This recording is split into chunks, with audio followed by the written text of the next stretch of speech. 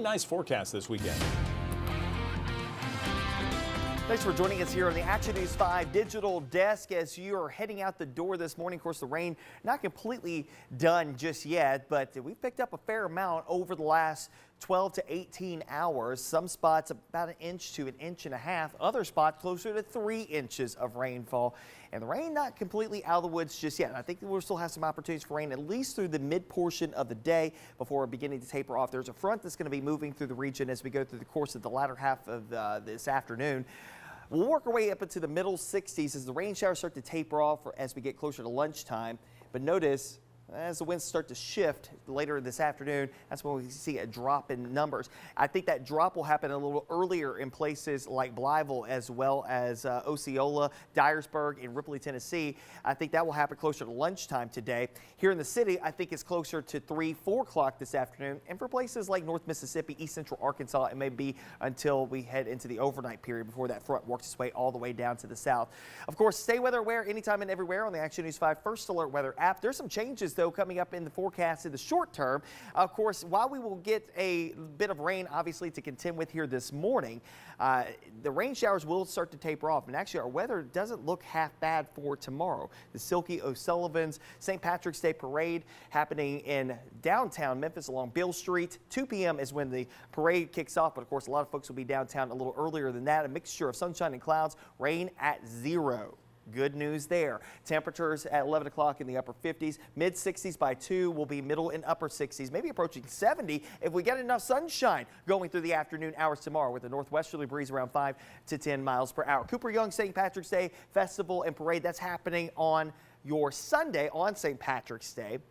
In the Cooper Young neighborhood of Midtown, temperatures will be in the upper 50s and lower 60s, a little cloudier than what we'll see on Saturday as a little disturbance makes its way across the Mid-South as we head through Saturday night into Sunday. They may kick up a shower or two, and we'll keep a mention of a stray sprinkle early, but I think we will be mainly dry. Getting the luck of the Irish here, both on Saturday and Sunday. North breeze is around 10 miles per hour. Now, there is another front that will be moving into the area as we head into Sunday night into Monday.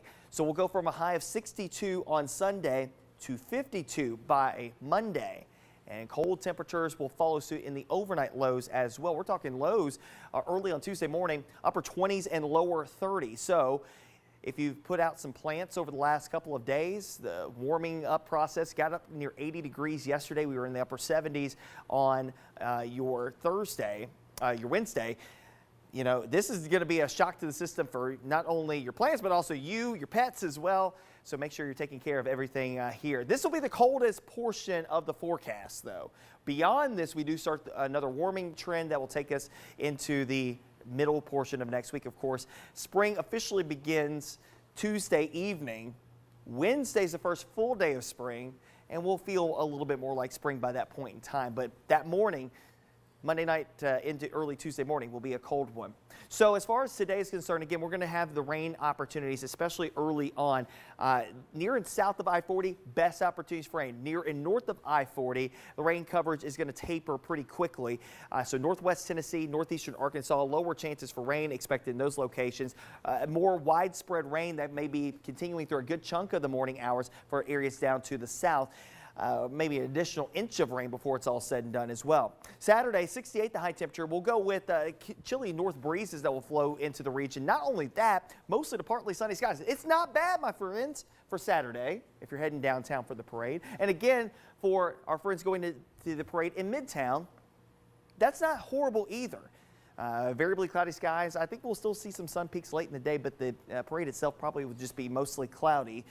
Low 50s on Monday, and again, light freeze, light frost. I think frost potential inside the city.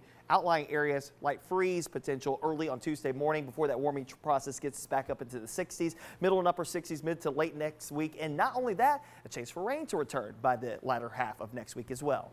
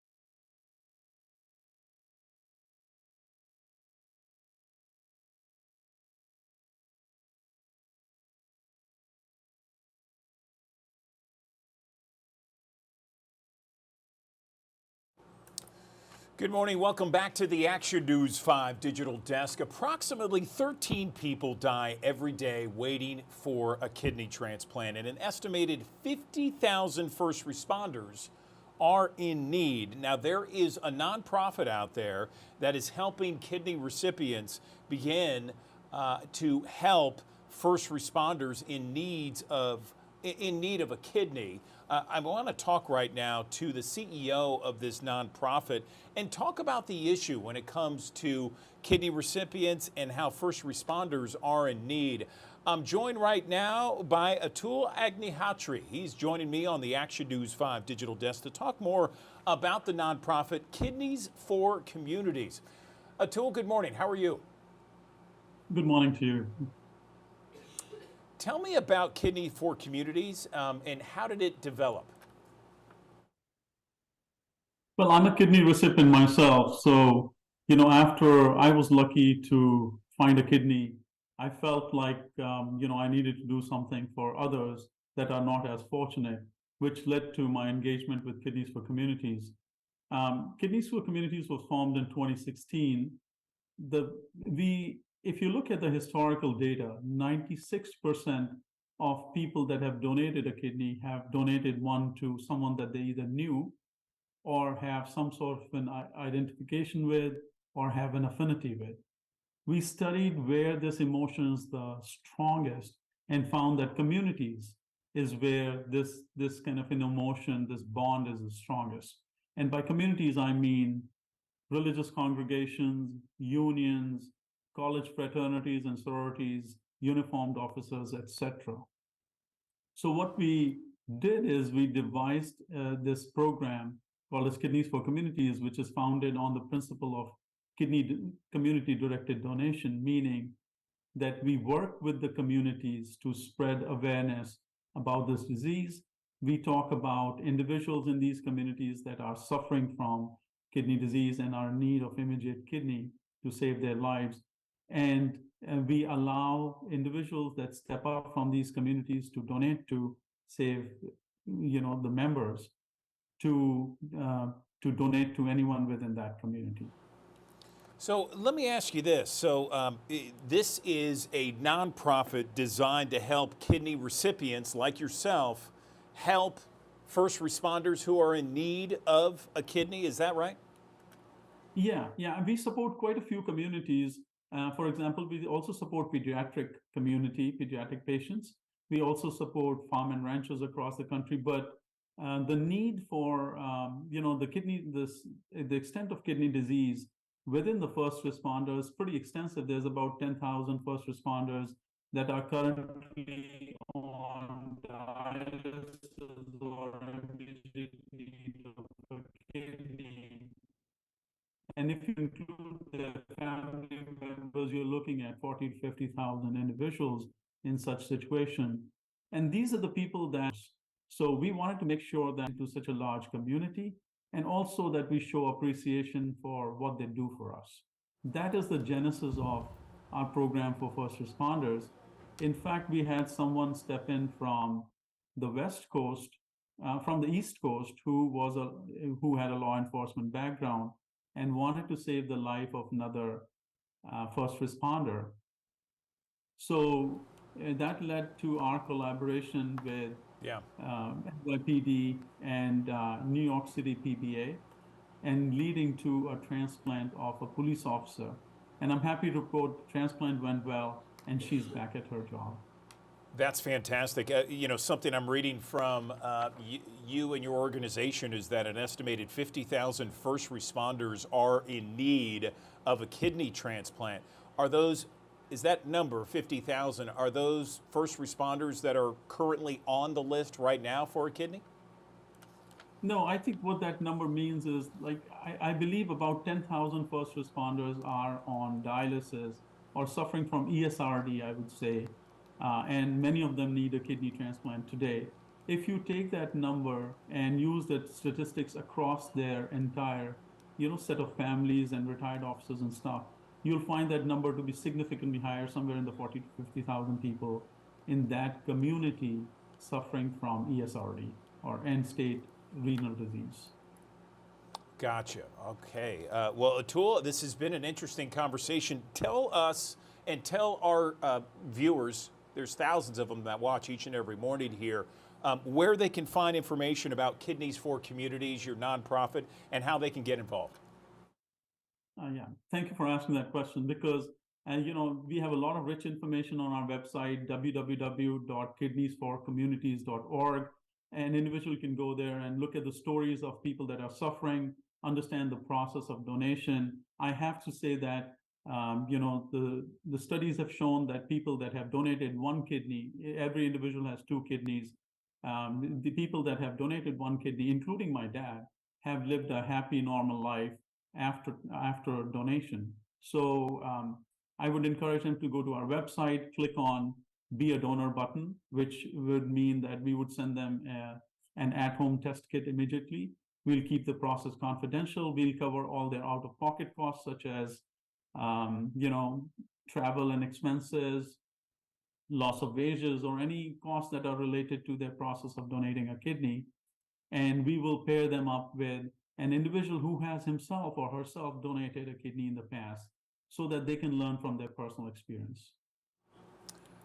Atul Agnihatri, I appreciate you joining us here on the Digital Desk to talk about your nonprofit, kidneysforcommunities.org. We appreciate your time this morning. Thanks so very much. Thank you for helping us out.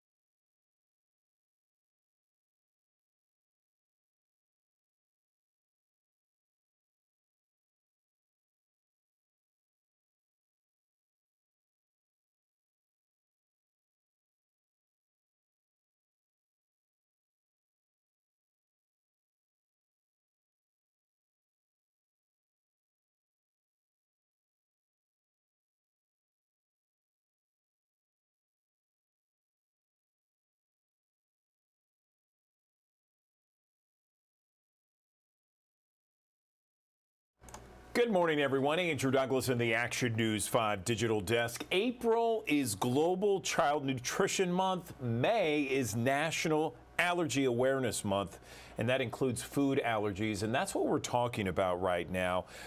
Each year, about 75,000 infants in the U.S. are born with a cow milk allergy. It's the most common food allergy in infancy. And so in those cases, pediatricians, oftentimes they'll recommend a material elimination diet, which deals with breastfeeding. It deals with switching to maybe a hypoallergenic formula. Let's talk more about this allergy right now with Dr. Jenna Timbo, a pediatrician. She's going to answer some big questions when it comes to infants and babies and this cow milk allergy. Good morning, Dr. Timbo. Let's talk about this allergy. How common is it? Yeah, so it is incredibly common. It's the most common food allergy in infants. It affects approximately 75,000 infants every year in the United States. So it's out there. We got to be aware of it. Let me ask you this. What are the signs of it? You know, there's so many people that are having babies in my work environment, newsroom here.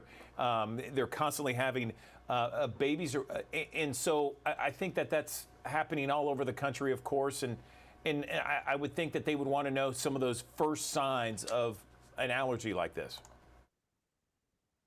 Yeah, so some of the signs are fairly specific and maybe easier to recognize. For example, if you're starting to introduce foods to your baby or you're supplementing with regular formula and they have an allergic reaction like hives or something of that sort, that's a little bit easier to recognize. But there's also a lot of non-specific signs or symptoms to be aware of as well. Those could include just having a really fussy baby. Your baby might be labeled as having colic. They could have blood or mucus in the stools or have symptoms of reflux. They could maybe not be gaining weight as well as they should. And those are things to be aware of as other signs of cow milk allergy. My own daughter has a cow milk allergy that was diagnosed around 4.5 months old. And before her allergic reaction, she was absolutely miserable breastfeeding. She wouldn't sleep. She was so fussy. And throughout her diagnosis, we wound up stopping breastfeeding and changing her to a hypoallergenic formula, and it changed our lives. So if you have concerns about your baby's symptoms, definitely talk with your doctor. We're happy to help. And that's why I'm partnering with Nutricia to bring Pepticate to the United States. It's a hypoallergenic formula that's been available in Europe for 30 years, and now it's an option here as well. Okay, let's talk about how breastfeeding is involved in all this and more about that hypoallergenic formula you just showed us. Yeah, so the hypoallergenic formula basically takes a big cow milk protein and breaks it down into much smaller pieces. So it's called an extensively hydrolyzed formula. The protein's very small, and it makes it difficult for the immune system to recognize as an allergy. So the babies then can drink it and tolerate it well without having an allergic reaction. One of the benefits of this formula in particular is that it contains lactose, which makes it taste better. So that's another issue that I went through with my own child. Is we were giving her multiple different options of formulas for babies with allergies, but she wouldn't take them because they tasted terrible. And so we felt stuck in that we were running out of options. So I'm really excited to have this as an option in the US. How is breastfeeding involved in all this? I mean, do you recommend to some of your patients or patients' parents to breastfeed longer? How does it work? It's really a case-by-case basis. So I would definitely recommend, if you have questions, because that's a huge decision to make, to potentially stop breastfeeding and change to a formula, definitely talk to your doctor, because we can help guide you through that on if that's the right choice to make.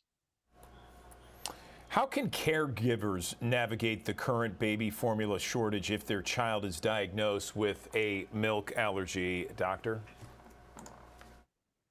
So thankfully, we're in a little bit better place now than we were in 2022 with the formula shortage, with the shelves being restocked. But if you're having trouble locating a formula or a hypoallergenic formula, definitely talk to your doctor, because we can help give recommendations as far as where you could find it or what options you may have. Okay, this is very interesting. I know we have thousands of people watching us each and every morning. I'm sure there's plenty of parents out there that are watching as well. If some parents want to get some more information about what we talked about here, cow milk allergy for infants, where can they go? You can go to pepticate.com to learn more, or of course, talk to your doctor. We're happy to help. All righty, Dr. Jenna Timbo, pediatrician, talking about this cow milk allergy, very common among infants. We appreciate the info, doctor. Thank you very much. Thank you.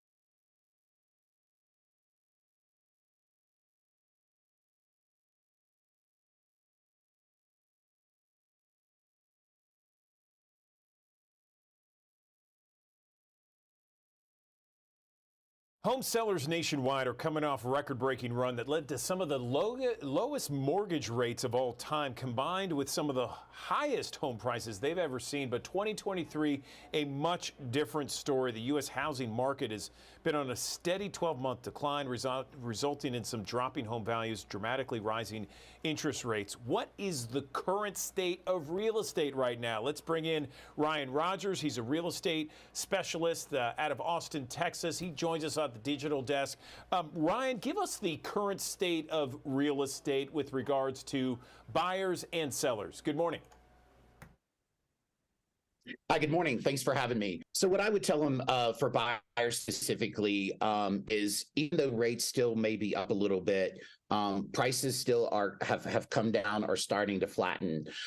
So a year ago, if you were having to overpay, especially in our market, let's say $150,000 on a specific piece of property, and even though the rate was maybe 3.5%, you're maybe paying $150,000 less for that property today, but the rate is of course higher. So it all balances out in many situations. But all across the nation, we're still seeing, decreased buyer activity and in many markets also increased seller activity. So it's different from market to market for sure. So I'm still trying to understand exactly what, as a buyer and a seller, what you should do first and foremost if you're in the market right now. So if you're in the market right now as a buyer, I would focus on a couple of things. Is you want to get pre-approved and understand what you're going to be, what your payment's going to be. Do that first, because that's number one, to have your ducks in a row, have your financing in order, and be ready to pull the trigger if you do have one, if you do see something that you like.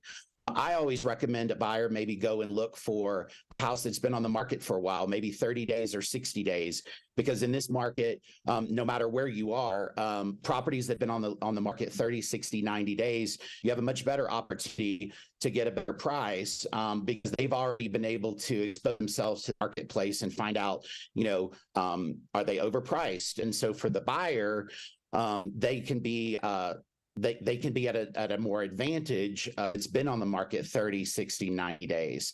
And go maybe look at those first instead of ones that have been on the market just a year or two, because it will be a more competitive situation.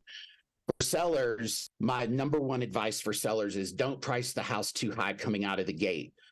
You want to price it very aggressively so that you get as many people through the property as quickly as possible. So be realistic when you set that value in today's market. Another thing that a seller needs to be aware of or ready for is if you have a good buyer with a reasonable offer, and they tend to hesitate a little bit, one thing that you can do is offer a rate buy down. So offering some cost assistance to maybe help them, instead of a 6.5% interest rate, maybe they can buy that rate down to maybe about 6%, let's say.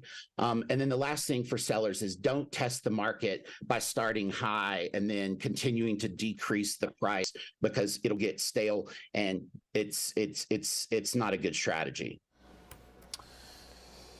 Ryan Rogers, real estate specialist out of Austin, Texas. We appreciate the points, the finer points here, and some tips out there for buyers and sellers. Thanks very much.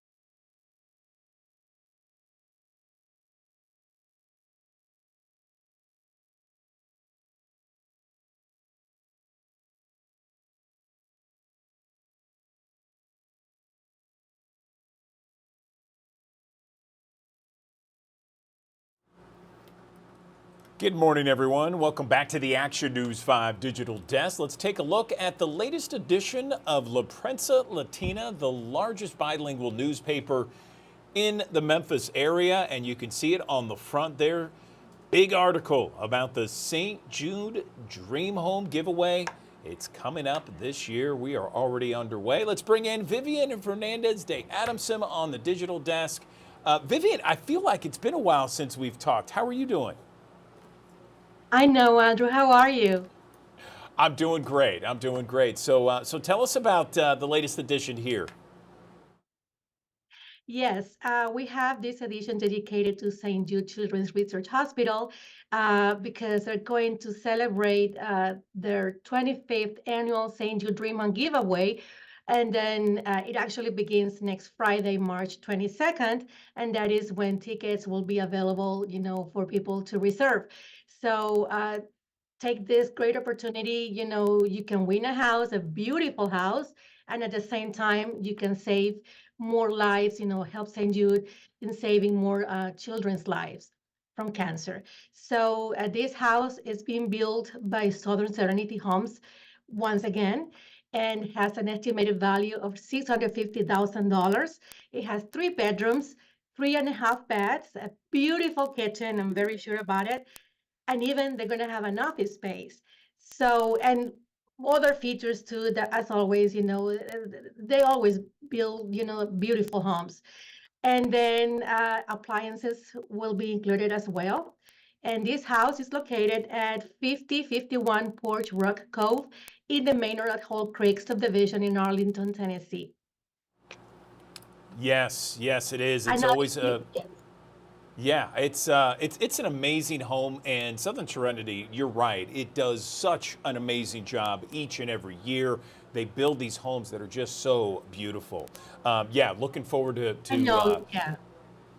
looking forward to seeing more about the St. Jude Dream Home giveaway this year. Let's talk about something else that gets people excited is the Memphis International Car Show. Tell me more about that. Yes, this is a family event. It is totally free and is going to take place at the Renaissance Center, the Renaissance Convention Center in downtown. So it's going to be Friday, Saturday, and Sunday, March 22nd, March 23rd, and March 24th from 10 to 6. Friday and Saturday and Sunday is going to be from 10 to 5. Once again, it is going to be totally free, and you're going to see like the latest models in vehicles with the highest technology. They're going to have electric vehicles. They're going to have fuel cell vehicles, plug-in hybrids, of course, the traditional gasoline vehicles. I mean, it's going to be just amazing. You can actually sit in one of these cars, and see everything that it has and everything. It's going to be, a fun event also, actually for the family. Yeah, each and every year, the auto show is fantastic, no question about it, in the city of Memphis, downtown there at the Renaissance Convention Center. Tell me about this now, Vivian. What's going on here with Karol G? Okay, Karol G is a very famous Colombian singer, and this is history actually for Latinos. For the first time ever, a Latina is being recognized a Woman of the Year by Billboard. So this is just amazing. Billboard held its Women in Music event on Wednesday, March 6th to celebrate the most prominent women in the industry, and recognize their impact and contribution in this field. So like I said, this year, Karol G got the Woman of the Year award from Sofia Vergara, who is also from Colombia. So it was just amazing. And then just before receiving the award, Karol G performed, and it was just a wonderful performance.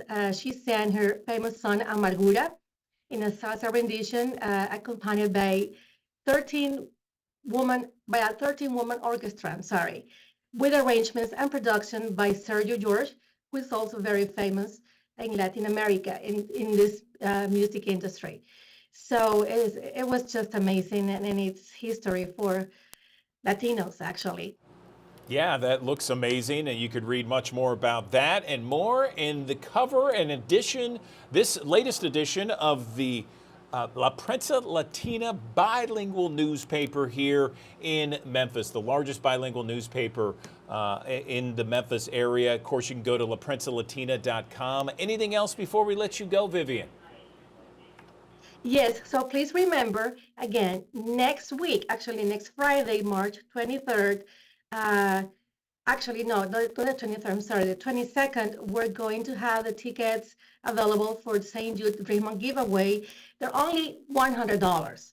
I mean, they're planning to, they have like 20,000 tickets available and they go really fast. So reserve yours as soon as you can.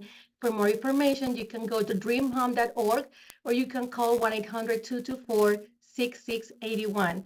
And obviously, WNC-TV, they're going to announce the winner on June 23rd. Yes, you could win a house, and you certainly will help the men and women and the kids there at St. Jude Children's Research Hospital. It's just $100, an amazing place, certainly.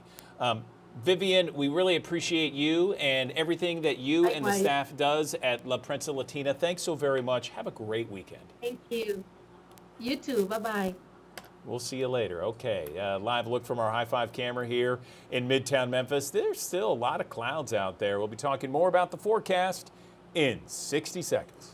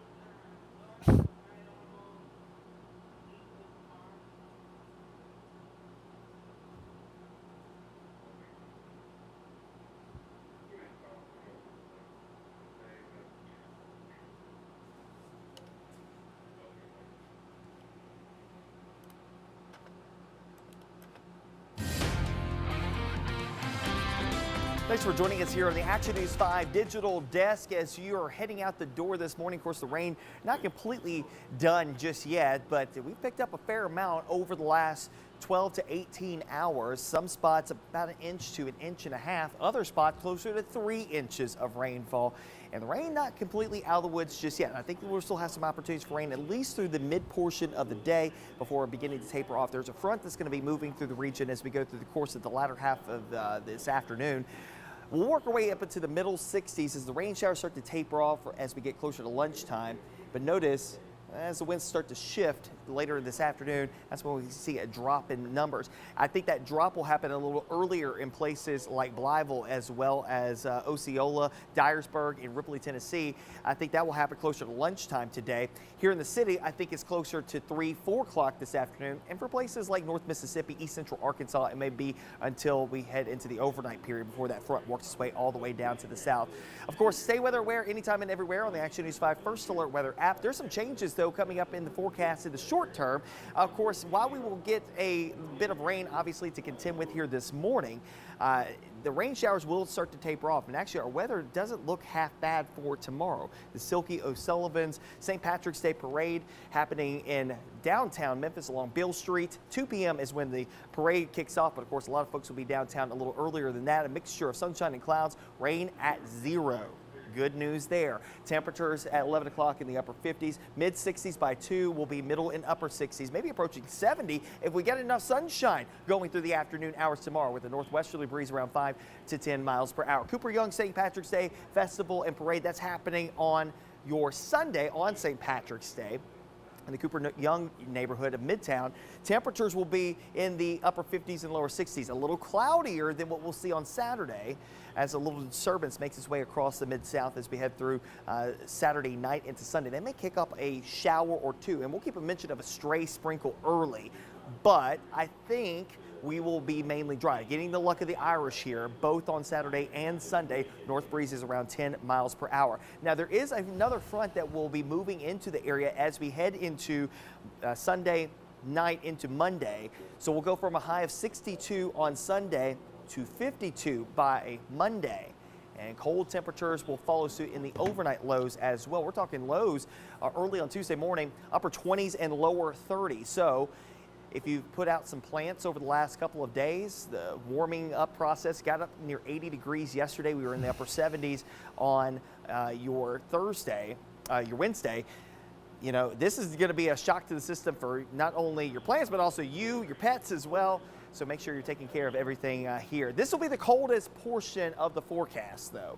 Beyond this, we do start another warming trend that will take us into the middle portion of next week, of course. Spring officially begins Tuesday evening. Wednesday's the first full day of spring, and we'll feel a little bit more like spring by that point in time. But that morning, Monday night into early Tuesday morning, will be a cold one. So as far as today is concerned, again, we're going to have the rain opportunities, especially early on. Near and south of I-40, best opportunities for rain. Near and north of I-40, the rain coverage is going to taper pretty quickly. So northwest Tennessee, northeastern Arkansas, lower chances for rain expected in those locations. More widespread rain that may be continuing through a good chunk of the morning hours for areas down to the south. Maybe an additional inch of rain before it's all said and done as well. Saturday, 68 the high temperature. We'll go with chilly north breezes that will flow into the region. Not only that, mostly to partly sunny skies. It's not bad, my friends, for Saturday if you're heading downtown for the parade. And again, for our friends going to the parade in Midtown, that's not horrible either. Variably cloudy skies. I think we'll still see some sun peaks late in the day, but the parade itself probably will just be mostly cloudy. Low 50s on Monday, and again, light freeze, light frost. I think a frost potential inside the city. Outlying areas, light freeze potential early on Tuesday morning before that warming process gets us back up into the 60s, middle and upper 60s, mid to late next week. And not only that, a chance for rain to return by the latter half of next week as well.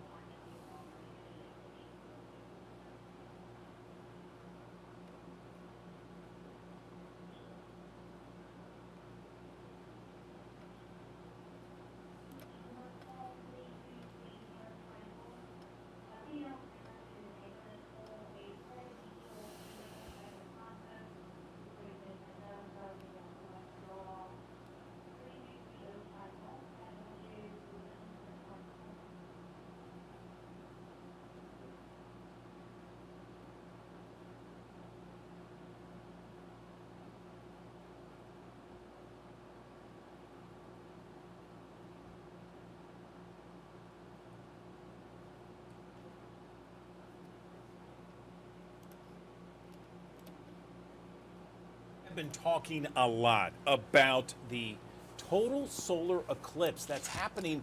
It's just a few weeks now. It's less than a month. It's almost here. It's on April 8th, and this is going to be a solar eclipse, a total solar eclipse that will pass through North America or cross through North America, U.S., Canada, Mexico. There's not going to be another one for 20 years until 2044. And right up the road in Jonesboro, Arkansas, you're going to be able to see a total eclipse, which is quite a spectacle. I'm joined now on the Action News 5 digital desk by David Barron. He is someone who is considered an eclipse expert. He's a writer. He also wrote a book about eclipses. He's an eclipse chaser, and he's seen a total of 8 total solar eclipses across the world.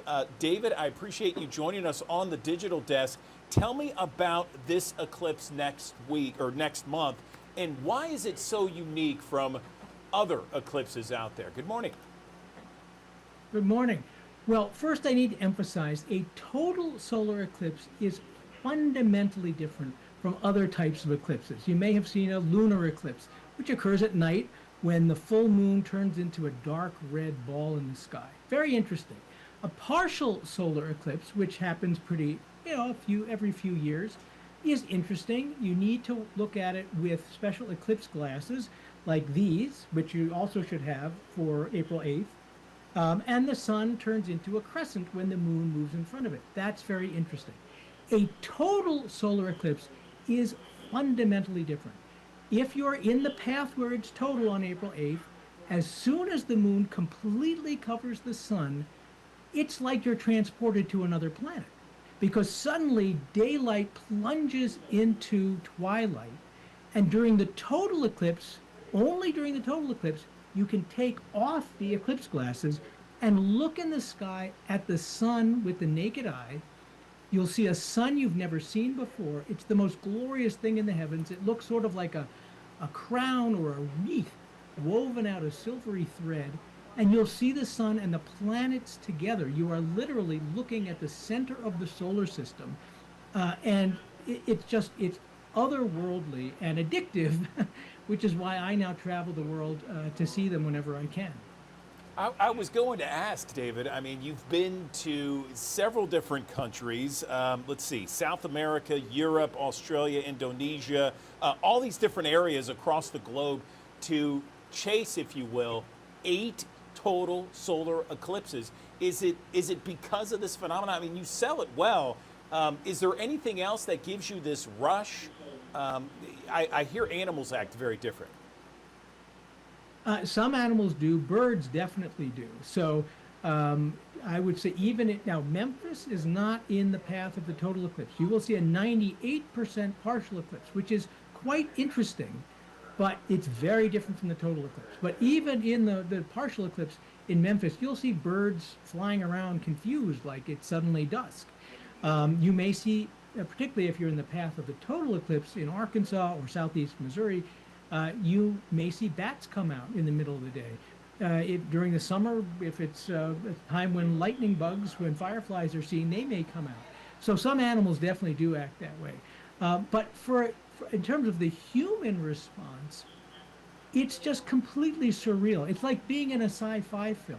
You know, probably, I would say, most of your viewers, when they step outside, they know what the sky is going to look like, right? We've all seen blue skies, and we've seen cloudy skies, and we've seen starry skies.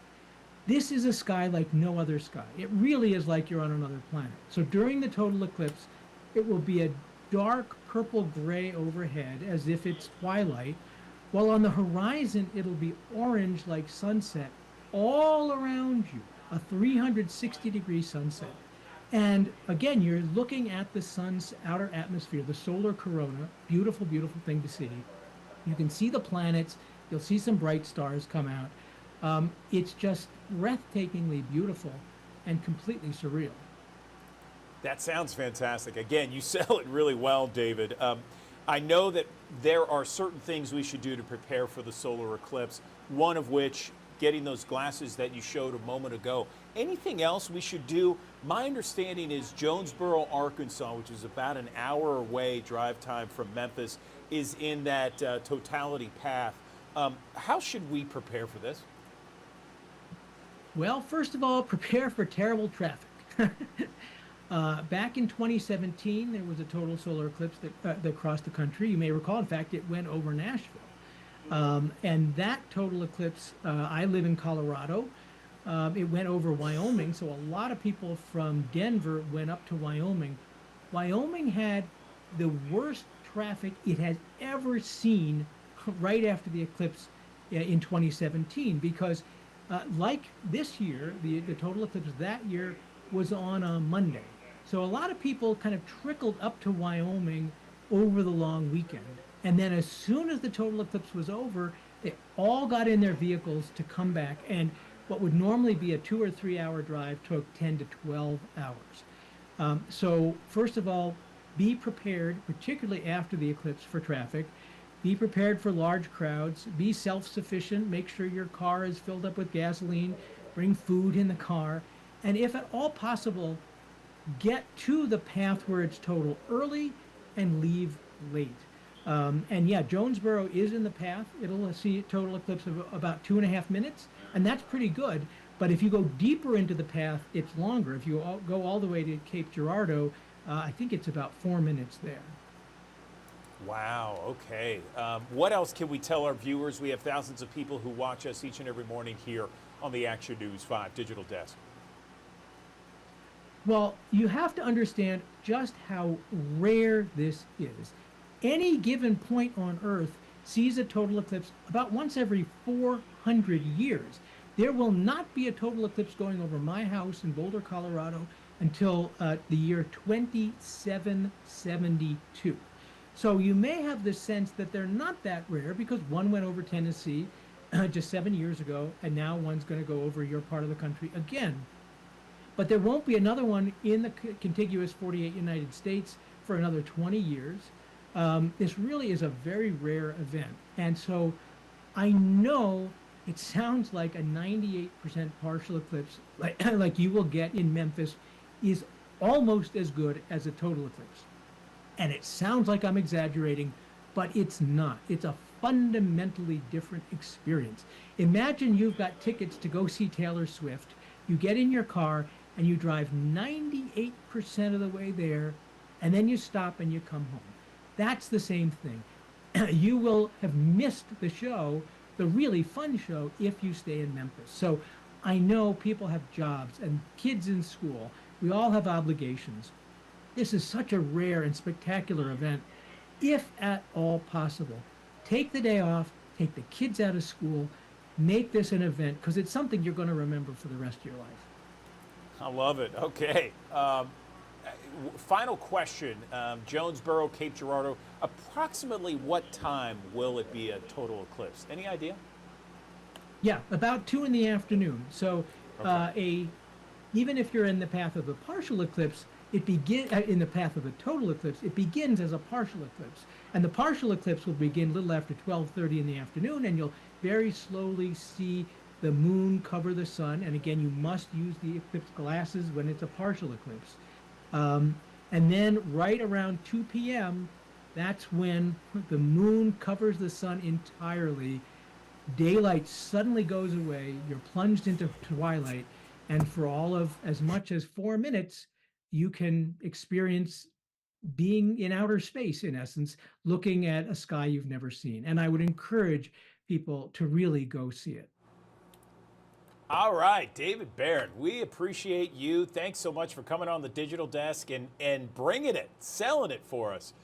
Thanks so much for your time, David. Appreciate it. Well, I hope you have clear skies on April 8th. Thanks. Me too. I'm with you. I'm ready for it. So thanks very much.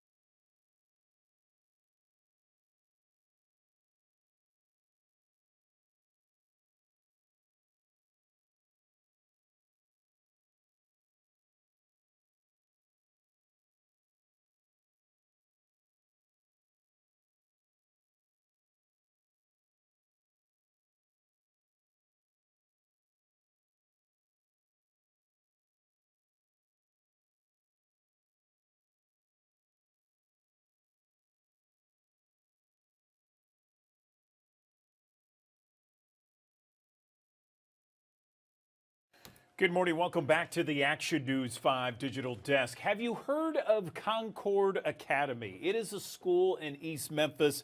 They are actually celebrating 40 years in existence, and they do amazing things throughout the year. This is a school that helps children with disabilities, and they have a big event coming up later this month, the annual Blue Jean Ball on March 22nd. I want to bring in right now Robbie Lear. He is at Concord Academy, one of the organizers of the Blue Jean Ball. Joining us on the Digital Desk. Robbie, good morning to you. How are things at Concord? They're going great right now. It's a little, I guess dead over here right now. It's spring break. And apologies, I'm getting some feedback on this. I hear that. Can y'all hear me at all? Yeah, we hear a little bit of feedback. It might be another source that's also maybe on. Maybe you can mute that other source or something to that effect. But you look great. Tell us about Concord Academy first off. Some people might be hearing it for the very first time. Can you just briefly explain a little bit about the school over the last 4 decades? Yeah, so about 40 years ago, there were a bunch of parents got together that were not very satisfied with the education that their students with learning differences were getting at different schools. So they came together and started Concord Academy, and we're a school that helps students with learning differences. And what that means is, we serve students middle school and high school that are on the autism spectrum, have learning disabilities, developmental disabilities, ADD, ADHD, and a number of other neurodiverse learning needs. And we prepare these students for not just success in the classroom, but we prepare them for lifelong success, and whatever that success looks like. Which whatever that success is means a little something different to every student. But yeah, we are here to really champion all of our students. That's fantastic. And full disclosure, I've been a part of many 5Ks and various events at Concord Academy, helping you guys raise money for that amazing school that you have there, right on the corner of, I believe it's Mendenhall and Walnut Grove, right? That's correct. Yeah, we've been here for 40 years. Excellent. So tell me about the annual Blue Jean Ball. This is coming up March 22nd. Yeah, March 22nd at Esplanade Memphis in Cordova. It's our annual biggest fundraiser, and it's an evening. We have hundreds of live silent auction items, live music by some local favorites, Kevin and Bethany Page. We'll have dinner, drinks, dancing, revelry, a little bit of everything. It's a great night. And like I said, it's our biggest fundraiser of the year. We want to get as many people there as possible. It's going to be a lot of fun. You're not going to want to miss it. Fantastic. So it's March 22nd, benefiting Concord Academy. Where is this event? Is it at the school? It's at Esplanade Memphis, which is in Cordova, not just right off of Germantown Parkway. Okay, and tell us about tickets and how people can get a ticket and support the school. So if you want to go to concord-academy.org, you can find out more about the event. You can purchase tickets if you'd like to. We still have some sponsorships available. We also, if you'd like to you're not able to attend, you'd like to donate to the event, or just Concord in general, you can do that there. And we are a registered 501c3. So please, if you can, come support the school, whether that's being there, bidding on auction items, or you want to sponsor, you want to donate. Every little bit helps. What is that address again? Concord-academy.org? Concord, CONCORD-academy.org. Okay, fantastic. And again, for those people out there that may have missed the first part of your interview here, because we had a little bit of audio issues. Talk a little bit about Concord Academy, how it began, and what it does each and every day throughout the year. Yeah, so sorry about the audio issues, but so for 40 years we've been helping students 6th grade through 12th grade with learning differences succeed and thrive. And I'm not sure if you heard this part, but the learning differences that we're talking about, we have about half of our students are on the autism spectrum. We have a number of different learning disabilities, developmental disabilities, ADD, ADHD, depression, a slew of neurodiverse learning needs. And in a small classroom sizes, we are able to really help these kids with, not just their academics, but with social, emotional learning, and just really setting them up to succeed, not just in the classroom, but beyond Concord, and set them up for success in life. Well, you guys are doing yeoman's work over there. We appreciate what you and the staff do each and every day. How big are the classrooms in terms of students, I should say? We generally have about 5 to 10 students per class. Again, we just try to be really hands-on, keep the classes as small as possible. But we're growing. This is our 40th anniversary, and we're really looking forward right now to the next 40 years and what that means. And that means hopefully expanding grades and getting as many students that need our help here as possible. All right, Robbie, anything else before we let you go about the annual event, March 22nd, the Blue Jean Ball? Anything else you can talk about with regards to Concord? No, I mean, just, come out, and this is such a big milestone for us. And, our big 40th anniversary celebration is going to be at the Blue Jean Ball. And, as the name kind of tells you, wear your favorite pair of blue jeans. If you want to, throw on a cowboy hat and some cowboy boots. But come on down, support the school. It's going to be a lot of fun. Okay, Robbie Lear with Concord Academy, concord-academy.org. Robbie, we appreciate it, and good luck at the ball, March 22nd. Appreciate it. Thanks, Andrew.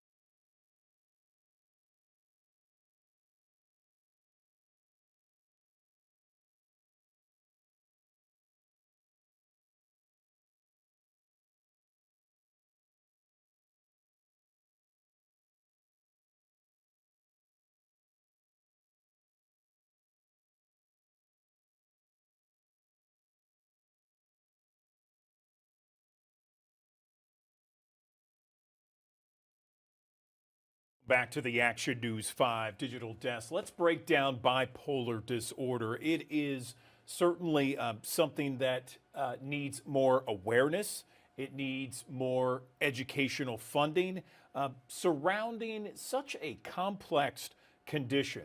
Let's bring in now someone who knows this condition all too well, and someone who can give us more information about not only awareness but also education and helping others with bipolar disorder. I'm joined now by Dr. Gustavo Alva, a board-certified psychiatrist, joining us on the digital desk.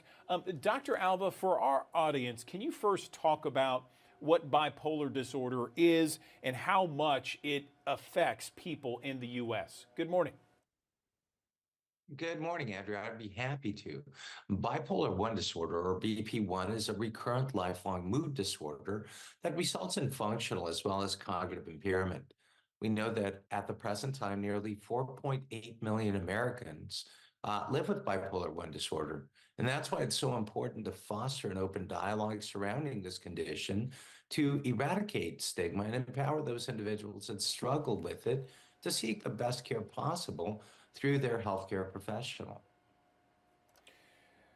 What are the signs of bipolar disorder? Perhaps, there's some parents out there, there's some, older folks that are just trying to figure out exactly what to watch for. Warning signs. You bet.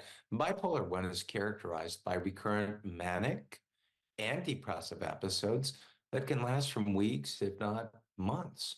For example, bipolar 1 patients may face periods of unusually intense emotions and changes in sleep patterns, as well as activity levels, all of which can negatively impact that person's day-to-day life. I know that there are so many challenges associated with bipolar disorder, BP1, as you say. Tell me about the challenges associated not only with this disorder, but also treating this disorder. You bet. Well, about half of those diagnosed with a mental disorder have issues with their long-term treatment plan. So that's a great starting spot. Considering that 90% of people with bipolar disorder will experience recurrences during their lifetime, it's critical that they identify a long-term treatment plan, which can be crucial for them. And let's talk about that treatment plan, or at least treatment options out there. You bet. Well, there's no one size fits all, right? So we're always going to be focusing on what works best for each individual patient. But that's why it's so critical that patients feel empowered to ask questions and work with their doctor to find a treatment option that's going to be the best fit for them. For example, in my practice, I've found that long-acting injectables, or LAIs, can be very beneficial in managing bipolar 1 disorder in patients who are already stable. But how is a patient to know that that's a treatment option if they've never even heard of it? So, Dr. Alva, let me bring up a situation that directly happened to me. So, I would say about 25 years ago, I was working with someone very closely at a station in Tennessee where I worked on the other side of Tennessee. And it was a photographer that I got along extremely well with. But then he moved to another station and he had a lot of issues at that station. And then one of his coworkers told me that he was in a mental hospital for a while. And then when I caught up with this friend, he was diagnosed with bipolar disorder and talked to me about it. Is that a typical thing that happens? And my second part of the question is, are there any advancements from 25 years ago to today? I mean, are there new treatments, new advancements out there that you could let us know about? Absolutely. We just made mention of one, right? We didn't necessarily have the ability to use long-acting injectables back then, but I agree with what you just stated right now. Less than 10% of patients who have a mental disorder receive effective treatment for it. And yes, although our society's come a long way in how we talk and approach mental illness, there's still a lot of social stigma out there. And that then means that we need to do everything that we can to empower people with speaking with their healthcare professionals and being able to have an open dialogue about what's affecting them, knowing about new treatment options, including the utilization of long-acting injectables for those patients who are already stable. This can be really liberating in helping to offset the likelihood of additional problems tied in with the illness. Those injectables sound like such a great breakthrough when it comes to treatment of bipolar disorder. If there's anything else you'd like to mention, perhaps to our audience, we have thousands of people that watch us on the Digital Desk each and every morning. I know that some people have been affected by bipolar disorder, either a family or loved ones. Where can they go for information? Well, the first step is speaking with one's healthcare provider, but there's a great resource online called learnmorebp1.com. Learnmorebp1.com. Phenomenal resource. Dr. Gustavo Alva, I really appreciate this conversation. I know it was helpful for people out there. Thank you so much for coming on the Digital Desk and speaking about bipolar disorder, BP1. We appreciate it. Honored to be here. Thank you so much for having me, Andrew. Have a great rest of the day. You do the same, Dr.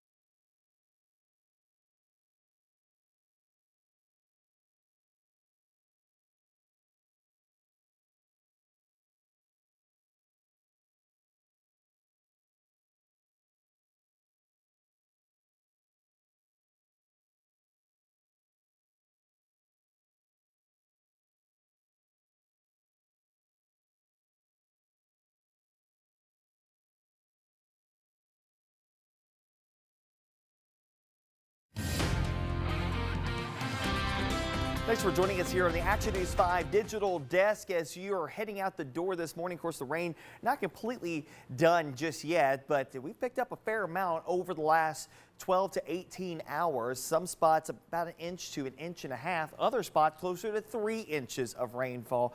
And the rain not completely out of the woods just yet. I think we'll still have some opportunities for rain at least through the mid portion of the day before beginning to taper off. There's a front that's going to be moving through the region as we go through the course of the latter half of this afternoon.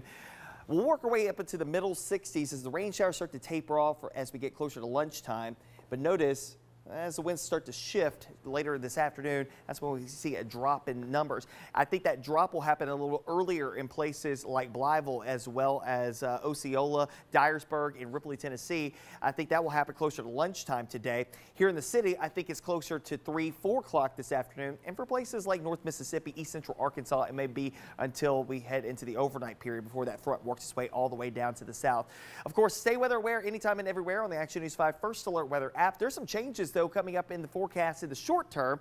Of course, while we will get a bit of rain obviously to contend with here this morning, the rain showers will start to taper off, and actually our weather doesn't look half bad for tomorrow. The Silky O'Sullivan's St. Patrick's Day Parade happening in downtown Memphis along Beale Street. 2 p.m. is when the parade kicks off, but of course a lot of folks will be downtown a little earlier than that. A mixture of sunshine and clouds, rain at 0. Good news there. Temperatures at 11 o'clock in the upper 50s, mid 60s by 2 will be middle and upper 60s, maybe approaching 70 if we get enough sunshine going through the afternoon hours tomorrow with a northwesterly breeze around 5 to 10 miles per hour. Cooper Young St. Patrick's Day Festival and Parade, that's happening on your Sunday on St. Patrick's Day. In the Cooper Young neighborhood of Midtown, temperatures will be in the upper 50s and lower 60s, a little cloudier than what we'll see on Saturday as a little disturbance makes its way across the Mid-South as we head through Saturday night into Sunday. They may kick up a shower or two, and we'll keep a mention of a stray sprinkle early, but I think we will be mainly dry. Getting the luck of the Irish here, both on Saturday and Sunday. North breeze is around 10 miles per hour. Now, there is another front that will be moving into the area as we head into Sunday night into Monday. So we'll go from a high of 62 on Sunday to 52 by Monday. And cold temperatures will follow suit in the overnight lows as well. We're talking lows early on Tuesday morning, upper 20s and lower 30s. So if you've put out some plants over the last couple of days, the warming up process got up near 80 degrees yesterday. We were in the upper 70s on your Wednesday. You know, this is going to be a shock to the system for not only your plants, but also you, your pets as well. So make sure you're taking care of everything here. This will be the coldest portion of the forecast, though. Beyond this, we do start another warming trend that will take us into the middle portion of next week. Of course, spring officially begins Tuesday evening. Wednesday's the first full day of spring, and we'll feel a little bit more like spring by that point in time. But that morning, Monday night into early Tuesday morning, will be a cold one. So as far as today is concerned, again, we're going to have the rain opportunities, especially early on. Near and south of I-40, best opportunities for rain. Near and north of I-40, the rain coverage is going to taper pretty quickly. So northwest Tennessee, northeastern Arkansas, lower chances for rain expected in those locations. More widespread rain that may be continuing through a good chunk of the morning hours for areas down to the south. Maybe an additional inch of rain before it's all said and done as well. Saturday, 68 the high temperature. We'll go with chilly north breezes that will flow into the region. Not only that, mostly to partly sunny skies. It's not bad, my friends, for Saturday if you're heading downtown for the parade. And again, for our friends going to the parade in Midtown, that's not horrible either. Variably cloudy skies. I think we'll still see some sun peaks late in the day, but the parade itself probably will just be mostly cloudy. Low 50s on Monday, and again, light freeze, light frost. I think with frost potential inside the city, outlying areas, light freeze potential early on Tuesday morning before that warming process gets us back up into the 60s, middle and upper 60s, mid to late next week. And not only that, a chance for rain to return by the latter half of next week as well.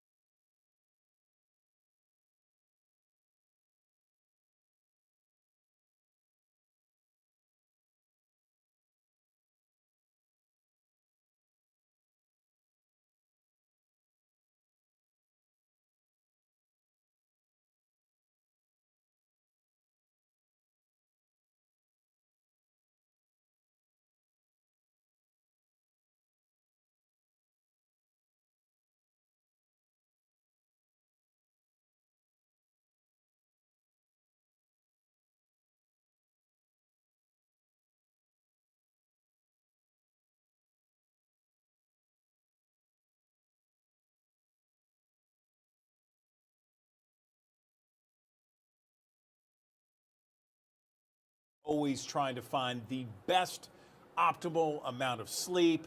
How much should we get? The different circumstances in terms of ways to get the best sleep. You know, sometimes we had something earlier today that talked about how napping can be very beneficial. It can also be harmful depending on when you get that nap. We're going to be talking to a sleep scientist in any moment. In fact, I believe she is joining us right now on the Action News 5 digital desk. Dr. Rebecca Robbins, sleep scientist at Brigham and Women's Hospital there.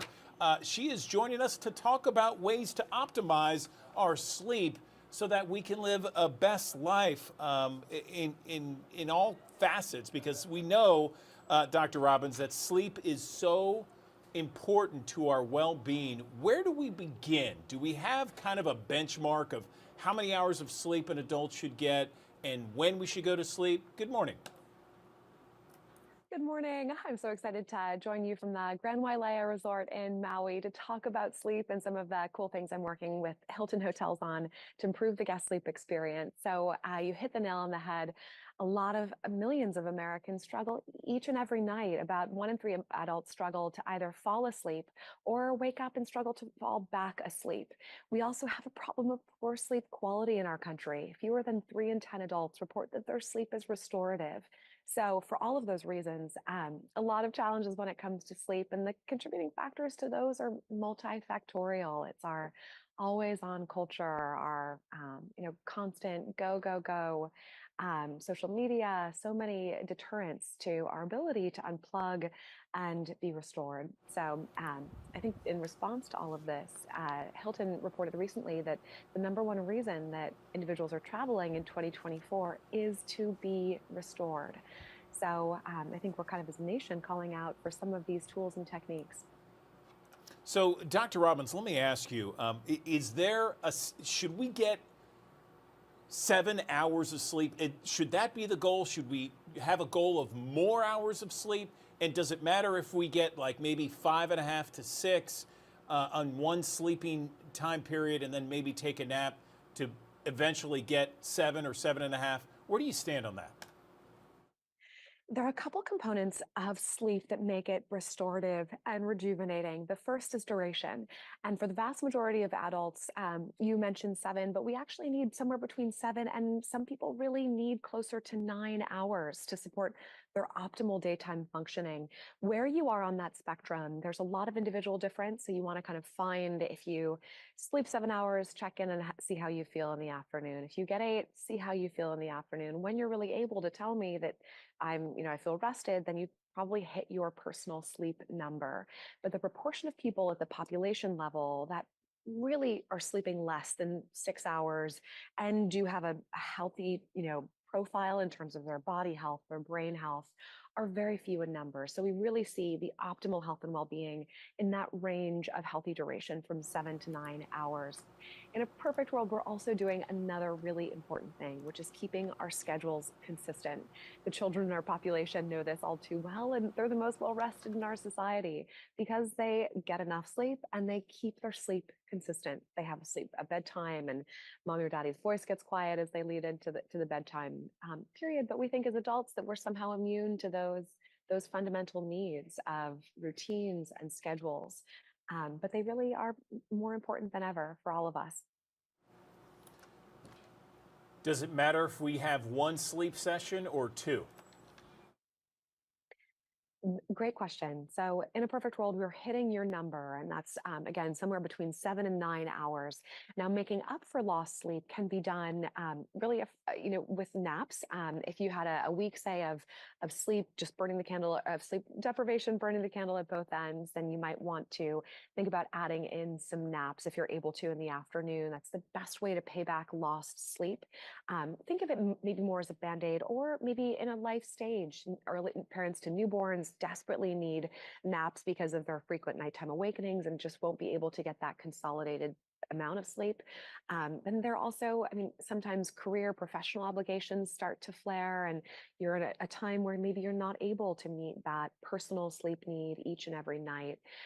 Do try to get back on track as soon as possible. But when you're in the trenches with one of those scenarios, you can absolutely think about, again, paying back lost sleep with naps. 20 or fewer minutes is a good kind of approach if you're a little bit sleepy, and if you're really tired and really cutting sleep short, then you might want to try for a 90-minute nap, say on a Saturday or a Sunday afternoon. I've heard more people complain about daylight saving time and how it messes up their sleep schedule. And not only that, doctor, but also when people travel, they get all out of whack when it comes to sleep. How do we manage all that? What we're talking about here are changes to our circadian rhythm, and those are hard because this internal circuitry doesn't move on a dime. So both for that transition to daylight saving time and when we're traveling and combating jet lag, a couple things to keep in mind. Number one, use blue light to your advantage. So avoid blue emitting screens before bedtime and really kind of get outside into the natural sunlight. That's the strongest cue to our brain for when we should be tired and when we should be alert. So going into the sunlight in the morning stops the floodgates of melatonin, the sleep hormone in the brain, and allows us to be alert and awake. Then conversely, going into darkness allows melatonin to secrete. So sunlight exposure is critical. Emphasize the relaxation.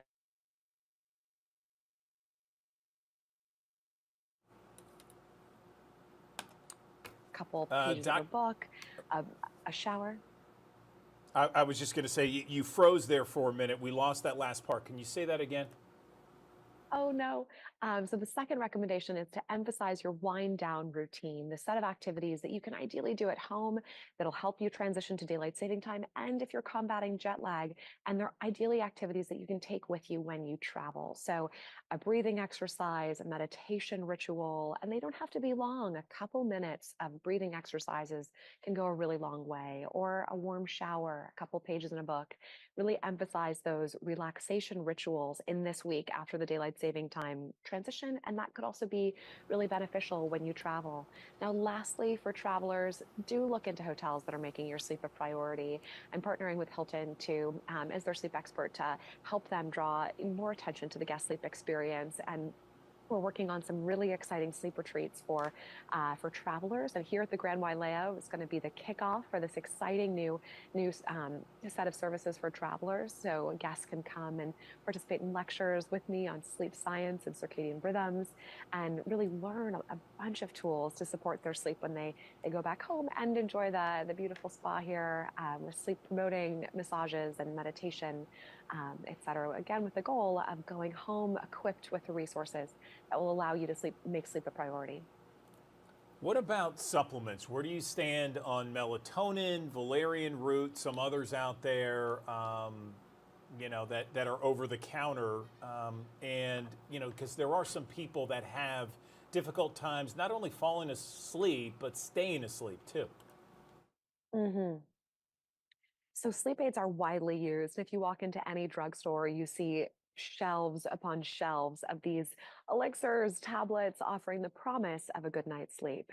If you think about it, it's really the holy grail, because sleep is a little bit of a different health behavior than an exercise or nutrition. Because even if you set yourself up for success, there will be nights when you struggle, just because sleep can't be perfect every night, because it's a function of our stress levels that we have, what we do during the day. So keep that in mind, but do also know that the first line of defense are the healthy sleep strategies that we've talked about: hitting your nightly need, keeping your schedules consistent, winding down and relaxing. All of those things, using blue light to your advantage, are kind of the old school, but time-tested strategies that we can all benefit from. And these aren't sweeping huge changes in many ways. It's getting off screens, cultivating these relaxation rituals and the relaxation response. So that's the front line. But if you're struggling, there can be a very important time and place for certain supplements, or melatonin, for instance, is of course the sleep hormone that is secreted in the brain when we go into a cool, dark environment. And then the cessation of the flow of melatonin in the morning when we go into the sunshine is how we're able to start our day. So melatonin supplementation is increasingly common. A quick note that we just don't know its long-term implications. So always talk to your medical provider. And again, if you're kind of using aids, whether they're pharmacological in nature or over the counter, always talk to your doctor. But generally speaking, try to wean yourself off slowly but surely and move towards some of these behavioral tips and strategies. This has been a great conversation. Doctor, anything else we can touch on before we let you go? Well, information about these sleep tips and the sleep retreats for Hilton and here at the Grand Wailea are all available on their website at grandwailea.com. All right, Dr. Rebecca Robbins, we appreciate you and offering up the best ways to optimize our sleep. Thank you so much. Thank you for having me.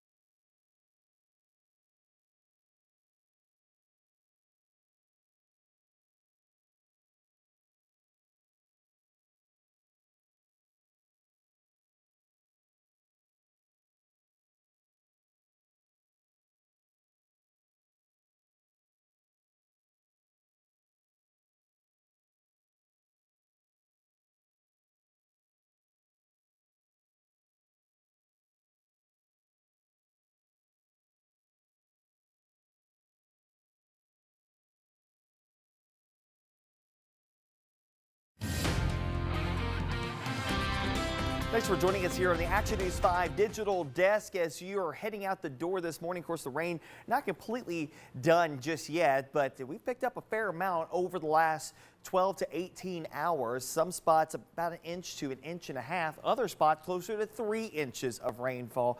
And the rain not completely out of the woods just yet. I think we'll still have some opportunities for rain at least through the mid portion of the day before beginning to taper off. There's a front that's going to be moving through the region as we go through the course of the latter half of this afternoon. We'll work our way up into the middle 60s as the rain showers start to taper off as we get closer to lunchtime. But notice, as the winds start to shift later this afternoon, that's when we see a drop in numbers. I think that drop will happen a little earlier in places like Blytheville as well as Osceola, Dyersburg, and Ripley, Tennessee. I think that will happen closer to lunchtime today. Here in the city, I think it's closer to 3, 4 o'clock this afternoon. And for places like North Mississippi, East Central Arkansas, it may be until we head into the overnight period before that front works its way all the way down to the south. Of course, stay weather aware anytime and everywhere on the Action News 5 First Alert Weather app. There's some changes, though, coming up in the forecast in the short term. Of course, while we will get a bit of rain, obviously, to contend with here this morning, the rain showers will start to taper off. And actually, our weather doesn't look half bad for tomorrow. The Silky O'Sullivan's St. Patrick's Day Parade happening in downtown Memphis along Beale Street. 2 p.m. is when the parade kicks off. But, of course, a lot of folks will be downtown a little earlier than that. A mixture of sunshine and clouds, rain at 0. Good news there. Temperatures at 11 o'clock in the upper 50s, mid 60s by 2 will be middle and upper 60s, maybe approaching 70 if we get enough sunshine going through the afternoon hours tomorrow with a northwesterly breeze around 5 to 10 miles per hour. Cooper Young St. Patrick's Day Festival and Parade, that's happening on your Sunday on St. Patrick's Day. In the Cooper Young neighborhood of Midtown, temperatures will be in the upper 50s and lower 60s, a little cloudier than what we'll see on Saturday as a little disturbance makes its way across the Mid-South as we head through Saturday night into Sunday. They may kick up a shower or two, and we'll keep a mention of a stray sprinkle early, but I think we will be mainly dry. Getting the luck of the Irish here, both on Saturday and Sunday. North breeze is around 10 miles per hour. Now, there is another front that will be moving into the area as we head into Sunday night into Monday. So we'll go from a high of 62 on Sunday to 52 by Monday.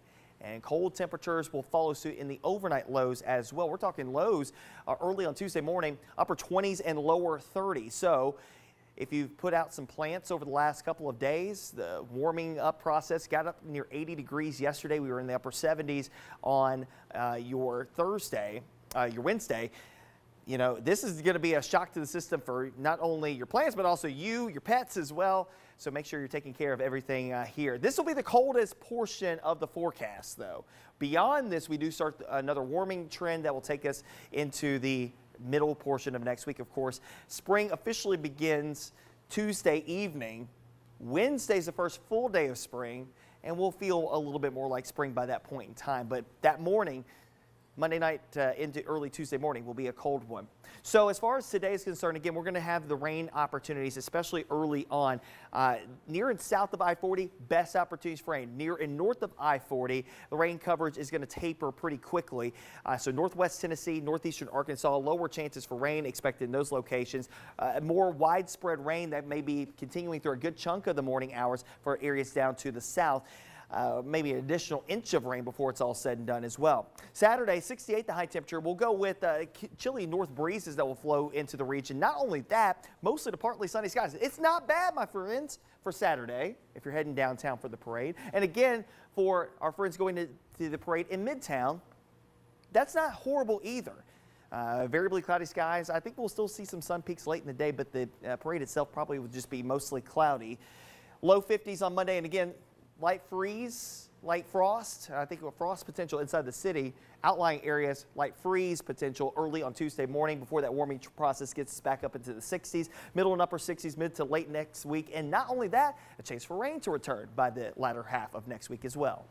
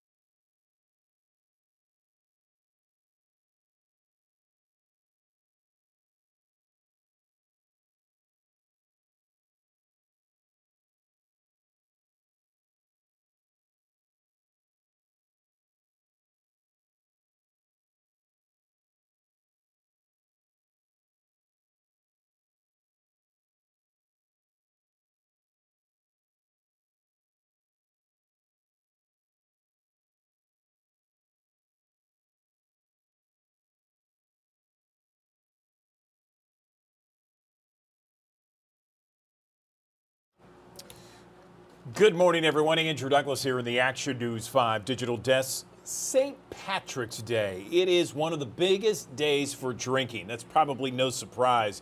In fact, according to the Recovery Village, on average, drinkers consume 4.2 drinks on St. Patty's Day. Beer sales increased some 174%.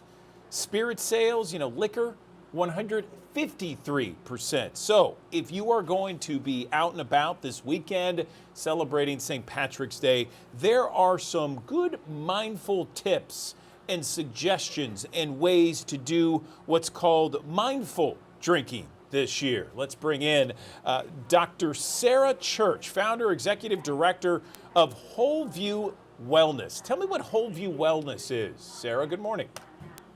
Sure. Hi. We are an outpatient addiction treatment center in Midtown Manhattan.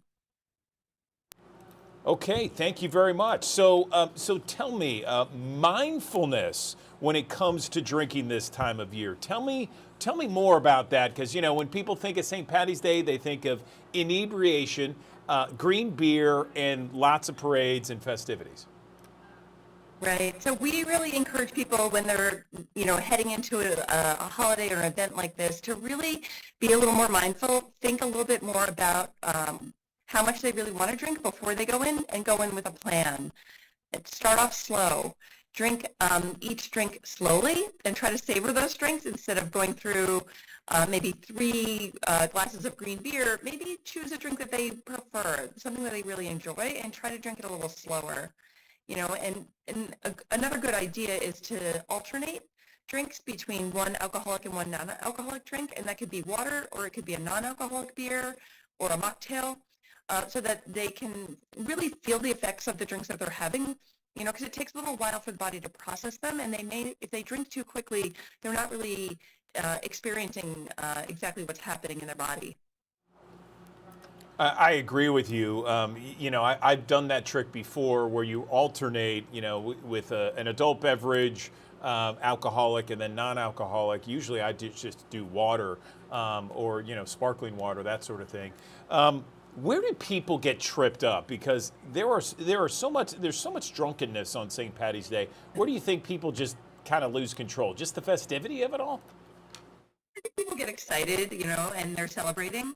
So maybe thinking about other ways to celebrate, maybe they want to have a big meal ahead of time. Maybe they want to have shepherd's pie or Irish stew, so they can still be in the spirit of the holiday, but make sure that their stomach is full before they start drinking. You don't want to drink on an empty stomach. That can really get you further along the way towards intoxication than maybe you want to be too quickly. Yeah, that's a good idea too. All right, and then another tip: choose quality over quantity. Is this mainly for what may happen the next morning, or is it just the finer adult beverage, the finer alcohols are just better for the body, right? Yeah, I mean, a couple things. We want to hydrate as much as possible, so those in-between drinks are really a good idea. But then also, we want them to savor the beverage. Don't go through it so quickly. So if it's something you really enjoy, taking a moment and just be mindful about all the five senses. Like, what does it look like? What does it taste like? Really think about that taste. Like, are there any interesting flavors in there?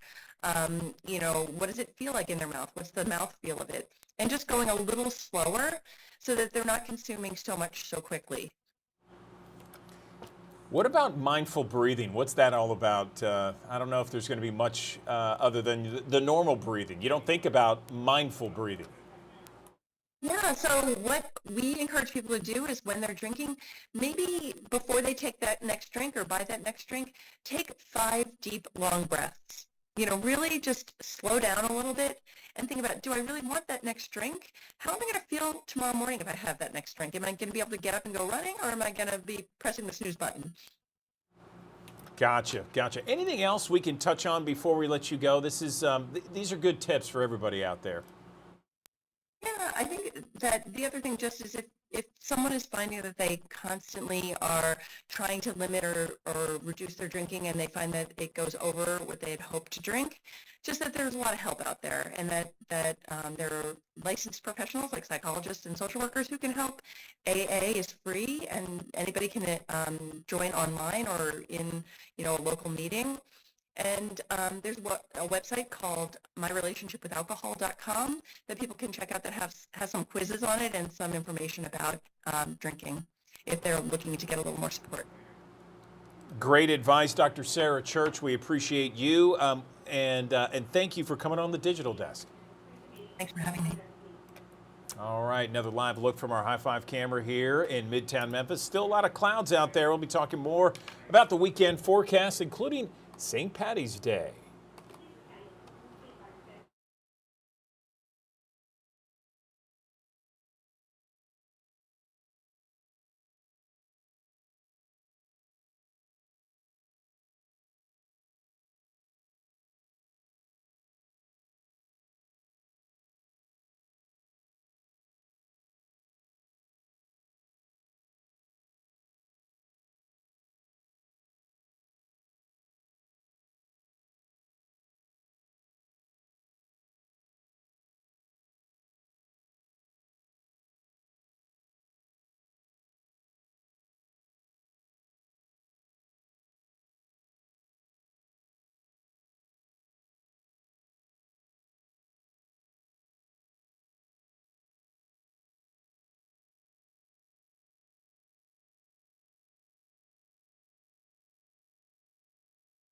Andrew Douglas here in the Action News 5 Digital Desk. Did you know that more than 16 million Americans are diagnosed with attention deficit hyperactivity disorder, known as ADHD? It ranges from children, teens to adults. And right now, there is a nationwide shortage of the medications used to treat ADHD. In fact, the FDA announced the shortage back in October, blaming manufacturing delays. But there are researchers and experts that say the shortage is more about an increase in demand. ADHD diagnoses have spiked significantly during the pandemic. Let's bring in someone to talk more about this issue.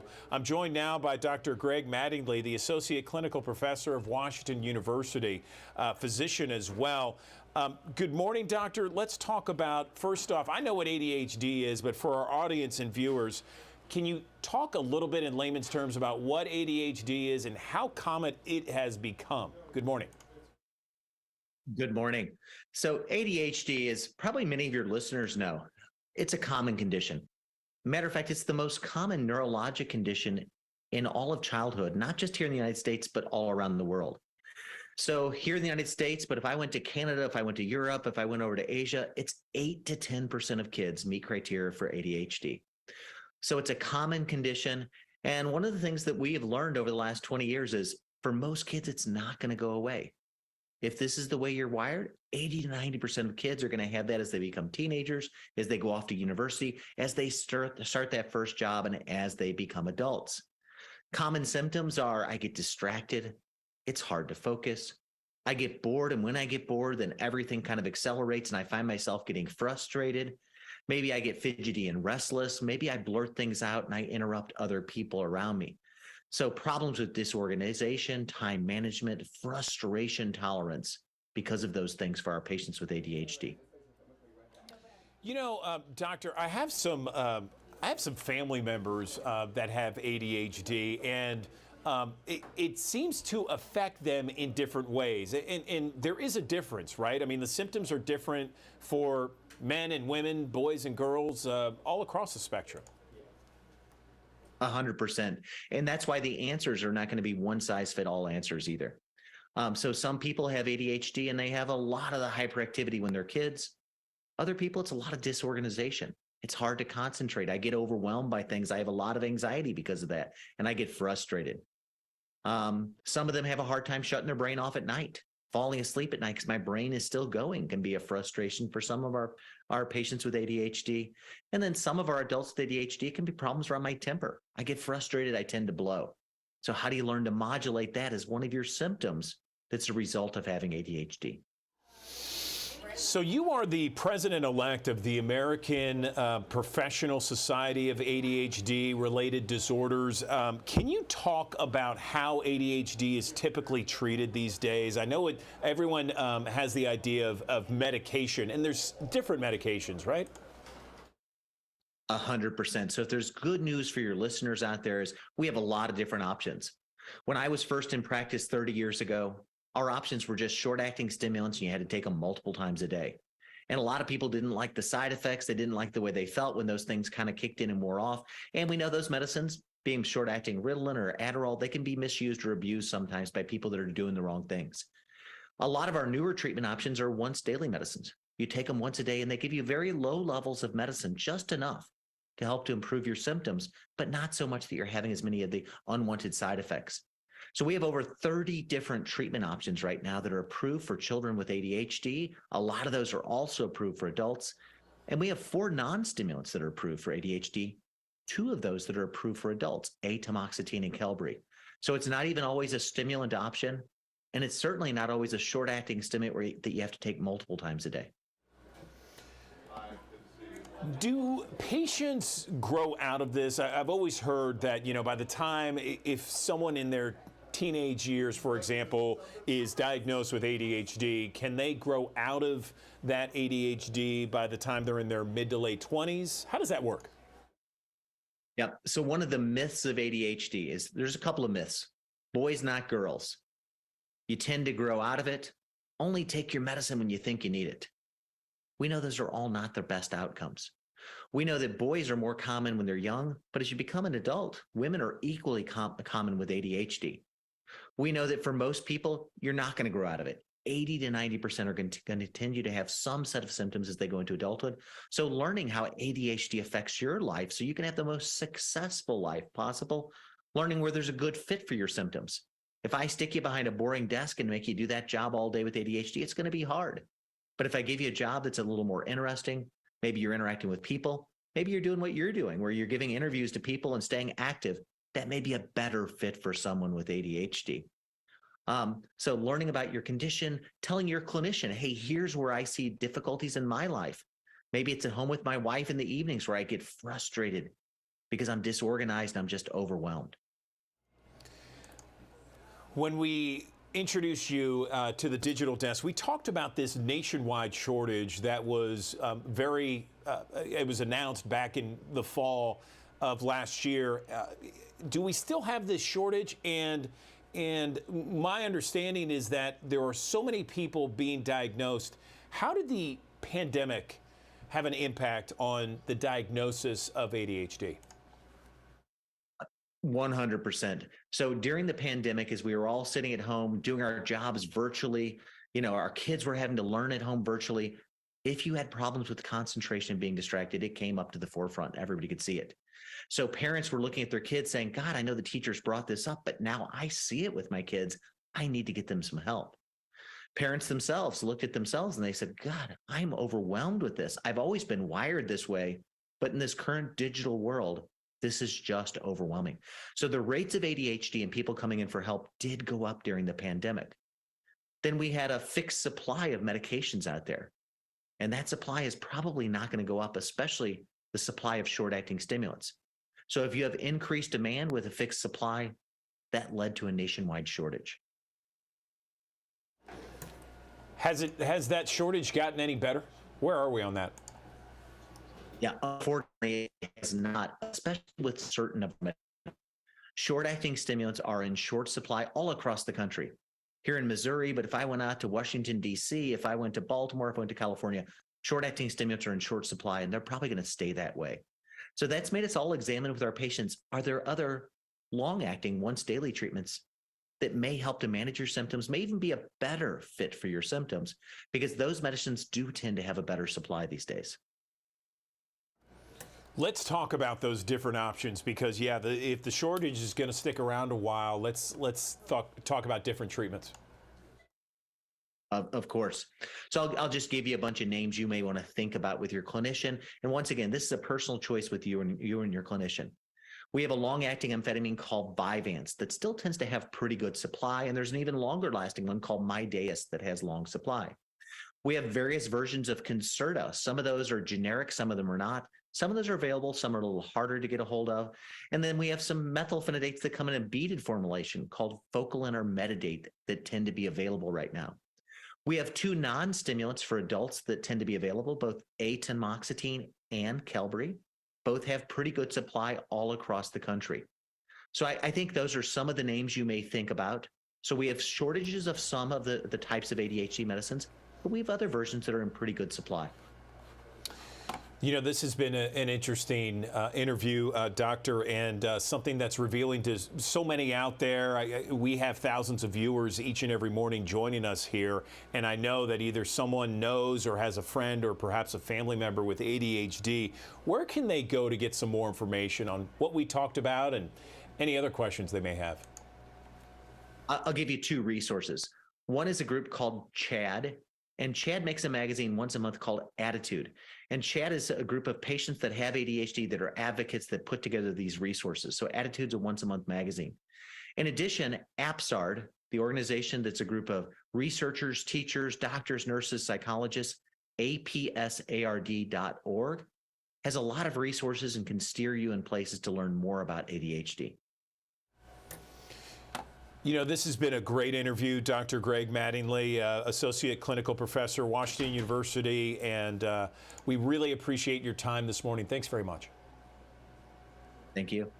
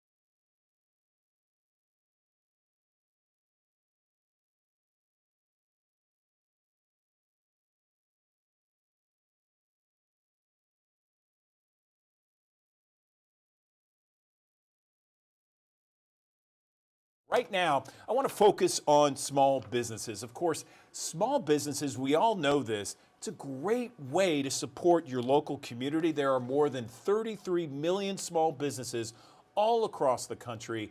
And get this, they employ some 61 million Americans. I'm joined now by Carissa Redinger of Small Biz Silver Lining, and she can really kind of do a deep dive into how small businesses are really like the life and blood of our economy. Carissa, good morning. Can you talk a little bit more about why small businesses are so important, not only for Memphis and the Mid-South, but across the country? Yeah, thank you so much for having me. So, I think that COVID gave us one small gift. It gave us a lot of complications and a lot of challenges, but one of the gifts it gave us is it reminded us how important our local communities are. And when we look around at local communities, what we see is that vibrant, alive, connected, safe communities are always full of small businesses. And so when we think about not just those big economic stats, like you pointed out, which are so true and so important, but also when we really think about the types of communities that we want to live in, we want them to be full of small businesses. And so we always say that, when the small business succeeds, we all succeed. More kids go to school, more jobs are created, our communities thrive, and our economy grows in a more just way. And so we as consumers have a critical part to play in actually supporting small business, not just for them, but for us. It creates a better world for all of us to be living in. I think if I were to go across 10 people right on the street, I think all 10 would say, yes, it's very important to shop local, no question about it. But here's the thing, especially during the holidays, and I'm sure you agree with this, Carissa, when it comes time to get a gift fast or get something quickly, people will go immediately to Amazon. They're going to get something with Amazon Prime, 2 days, it's delivered to their house, and that's it. And I keep telling everybody, hey, look, Amazon, I say a few choice words, but I'm like, that's not the way to shop. And changing someone's shopping habits is so difficult to do. So how do you combat against a big behemoth like Amazon? Yeah, we share those choice words, so I am with you. One of the things that I always say to people is we actually need to vote with our dollars. We have an upcoming election coming in this country, and we're going to be talking a lot about voting for the type of country we want. But I think as crucial as it is to go to the polls and vote, every dollar we spend is a vote. It's a vote for the type of community we want to live in. It's a vote for the type of economy we want to be a part of. It's a vote for the type of world we want to be participating in. And so, yes, sometimes it is harder to buy from a small business. Yes, we might have to get off our couches and away from our computers and embark on a walk down the street. But in exchange for that, our lives are better because none of us were meant to be behind a computer, isolated and alone. That's not what the world is meant to be.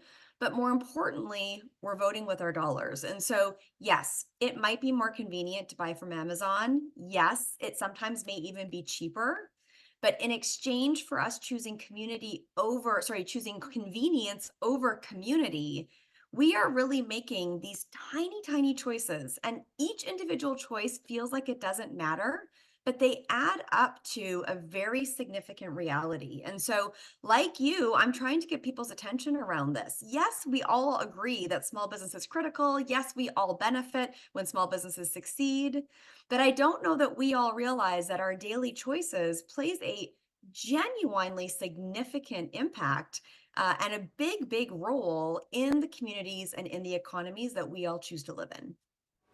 All right, Carissa. So we're aligned here. We both agree. So how do we, are there steps that all of us feel that we could do perhaps in the next week or the next month and throughout the year to get people more to focus on shopping local and how it's so important for the local economy's vitality? Are there some simple steps, maybe some bullet points? Yeah, so I think there's three things that we can all do. It's the beginning of a new year. We all have New Year's resolutions and new ideas for how we want to live our life. One is gifts are a time where I think we often sort of step back and we want to be a bit more thoughtful. So I would love to encourage everyone listening that in 2024, every time you need to buy a gift for someone else, buy it from a small business. Chances are you're going to come up with something a little bit more unique, a little bit more thoughtful, but it's also sort of a fun way to actually have a habit of buying from a small business at those special moments when you want to do something nice for someone else. So that would be number one. Number two, and I really think this is important, I think we've all, myself included, become far too comfortable sitting at home by ourselves with our computers.